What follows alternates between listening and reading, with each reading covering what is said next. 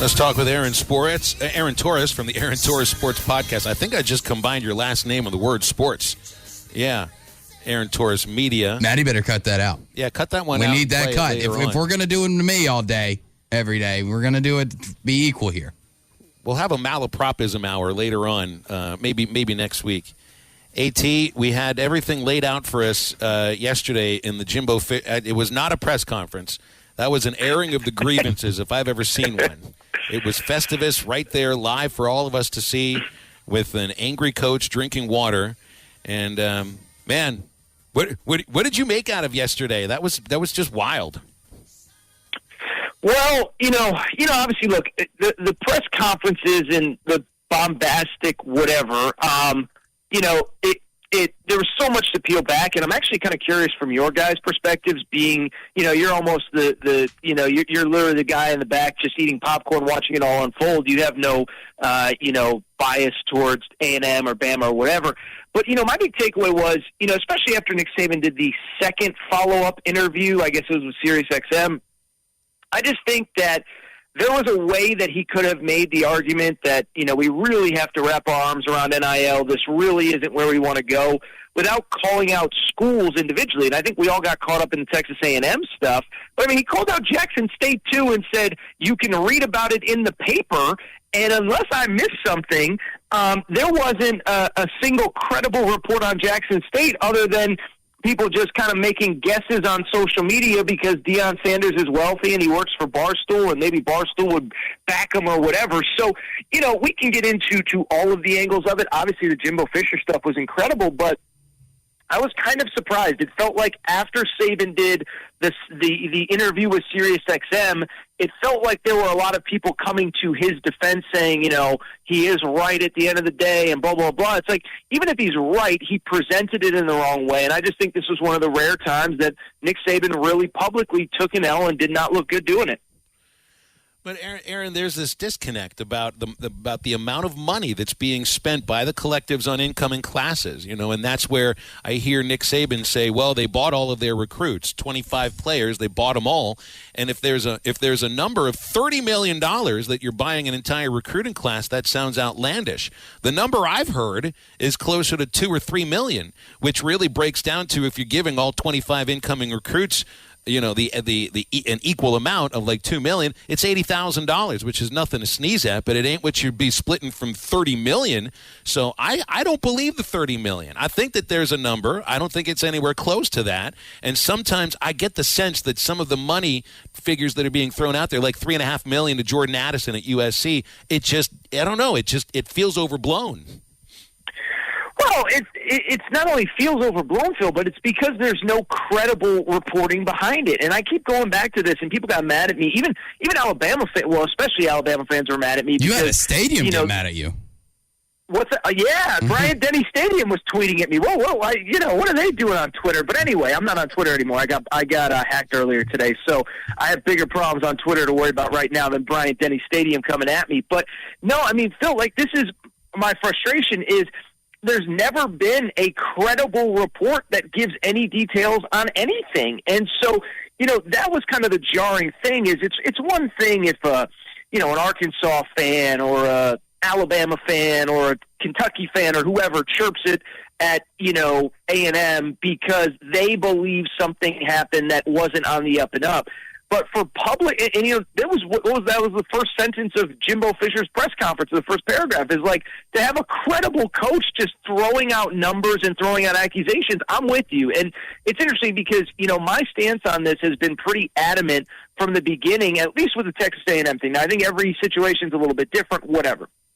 But my stance is, listen, I think we'd be naive to sit here and say that NIL was not discussed at all and there's nothing going on, and I know that's been Jimbo Fisher's stance. But I think we'd be naive to say that because I think it's part of every recruiting conversation going on. But to assume because there was some message board post that this is now fact that Nick Saban can share publicly with his boosters is insane. And so, to me, I understand Jimbo Fisher's frustration. It's funny because it's like, I've seen a lot of people on social media and everything, before I got hacked, is that I think I'm on Nick Saban's side on this one. It's like, how can you be on Nick Saban's side? He's just sharing things that are not factually correct or not proven to be factually correct. And I think Jimbo Fisher has the absolute right to defend himself, defend his program, all that stuff. And so, listen, I'm not dumb enough to sit here and say, they all signed up at A&M for the accounting program and the business major and all that. Like, no, I'm not ignorant, but at the same time, there are perfectly logical reasons why A&M had the class that they did. Of course, 2 seasons ago, they went 9-1. A bunch of these kids committed right shortly thereafter that season, last summer going into this past season. Jimbo Fisher's a national championship winning coach. Their recruiting base is obviously through the roof in Texas, specifically the Houston area. They took advantage of coaching change at Oklahoma and Florida and LSU. And so I just don't understand why this is taken off like wildfire. I guess because it's salacious and makes for good conversation.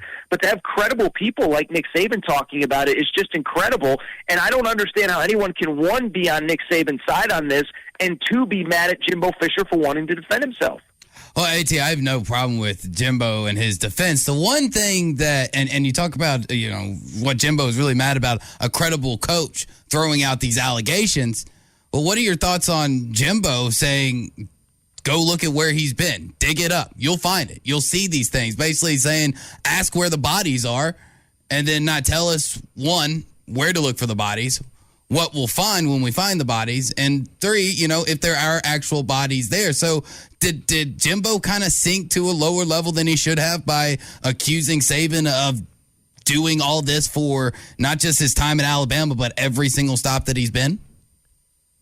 No, I think when someone questions your character, you're allowed to as well, especially if you have a personal relationship. Like, I don't mean to make it about me, but in my mind, I thought there was some parallels with some of the J.J. Redick stuff that happened with me and him this past week where, he chirped at me, called me some names, and then I chirped back and he blocked me. And, I don't want to get into my personal story, but people are like, why do you care so much? And it's like, well, because he called me an inappropriate name on his podcast that is listened to by tens of thousands of people. Am I not allowed to defend myself? And it's like, and it's the exact same with Nick Saban. Is like Nick Saban says something about you, and then, oh, by the way, that he's talking out of both sides of his mouth. Then no, I don't think so. It'd be like, I can't think of a comparison off the top of my head, but if Jimbo Fisher believes that he has done things at some point, let me even backtrack. I think, Drew, what I would say is that it's a lot like what I just said about Jimbo Fisher, right? Is like the idea that NIL played no role in this recruiting class seems silly. The same thing being that it seems ridiculous to think that it was the only reason that all 25 players chose A&M.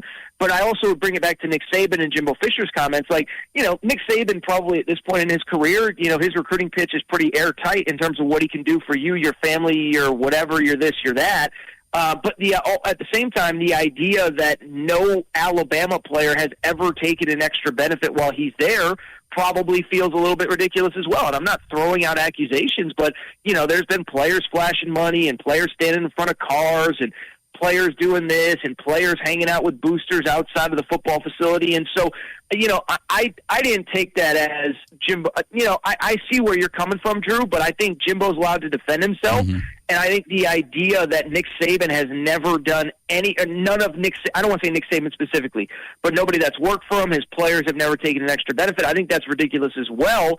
And I think that's where a lot of Jimbo's frustration came from. And I get that. Jimbo wasn't the first one to throw a rock. And, if you want to throw rocks at me, I can surely throw them right back at you. Staying with NIL, though, Jordan Addison, like we all knew, from the day he entered the transfer portal, was going to go to USC. He's going to USC.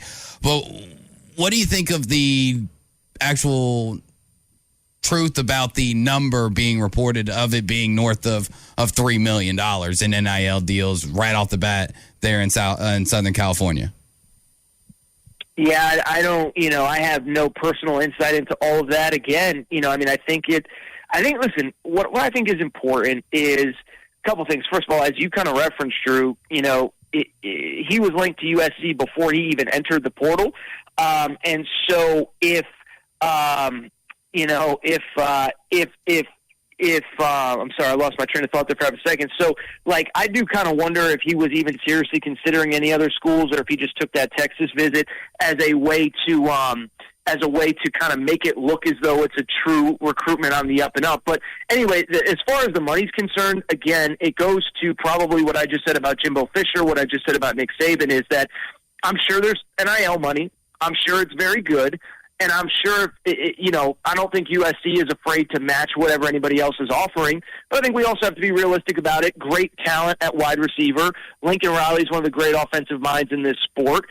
Caleb Williams is one of the great rising stars, if not established stars in this sport. So there are perfectly logical reasons why he would choose USC as well. And so, I think it seems as though, and I hadn't really put all this together until right now as we're talking, guys. But listen, I think this is what happens in the NIL world, where we don't have actual dollar figures, where this isn't the NBA or NFL or Major League Baseball, where we can see a contract and Adam Schefter or Adrian Wojnarowski breaks the story.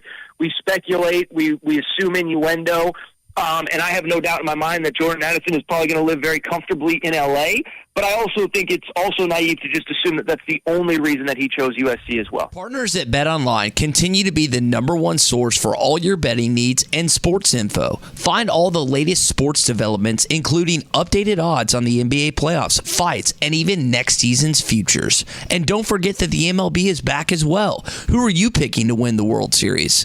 BetOnline is your continued source for all your sports wagering needs, including live betting and your favorite Vegas casino and poker games. It's super easy to get started. So head to the website today or use your mobile device to join and use our promo code BELIEVE, that's BLEAV, to receive your 50% welcome bonus on your first deposit. Bet online, where the game starts.